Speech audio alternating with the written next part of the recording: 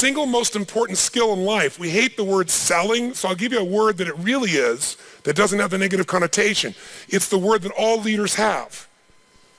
What would that word be? Influence.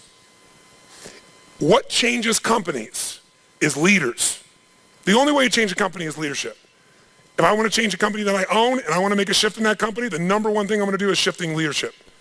That might be taking leaders to a different level. That might bring new leaders in. That might be new leaders of new voices, with new perspectives, with new skill sets, new directions. But we need to take things to another level. Leaders solve problems and leaders maximize resources. If you're going to solve problems, you can't do it yourself or it would already been solved. You have to get others to help you to do it. That requires influence. True? If you're going to get people to maximize resources, that requires influence. If you're going to get people to partner with you, provide you resources, capital, suppliers, anything, that requires influence. If you're going to have an impact on your kids or your community or the world, that requires influence. There is no more important skill of leadership than influence. And yet most of us think of it like selling, and as a result, we don't master influence. So I'm not here today to try and get you to become a master of influence in 45 minutes or so am I chatting with you here because we have so many of the speakers. This is the area of life I am most focused on. Because I know that if you can't influence, you can't lead.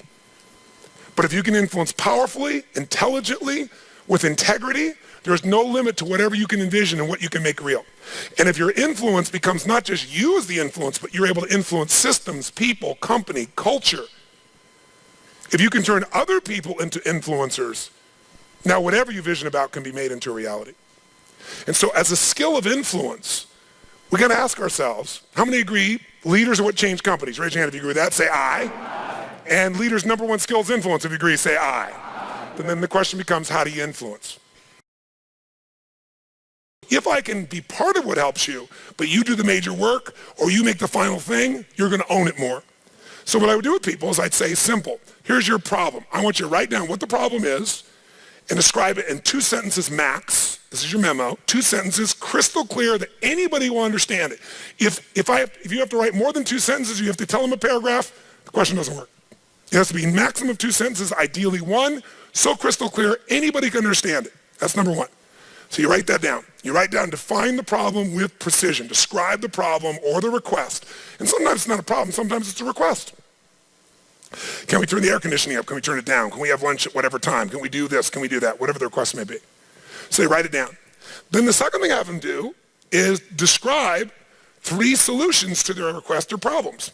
3, and I use keywords, 3 cost-effective, intelligent, viable solutions. Might be viable, time viable, resource viable, whatever the case may be, viability.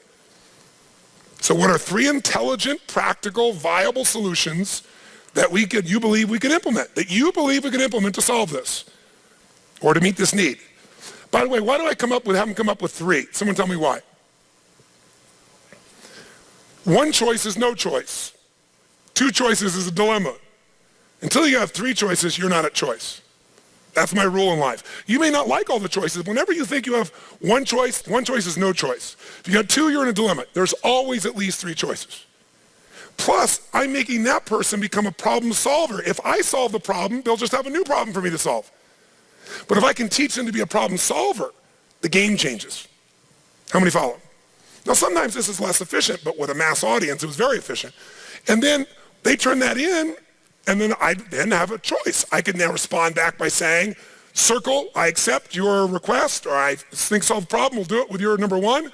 Or I could modify it, I'm willing to do that, but I think we need to do this and this is the way to do it. Or I could reject it and tell them why. And then we'd have this communication. It was very efficient.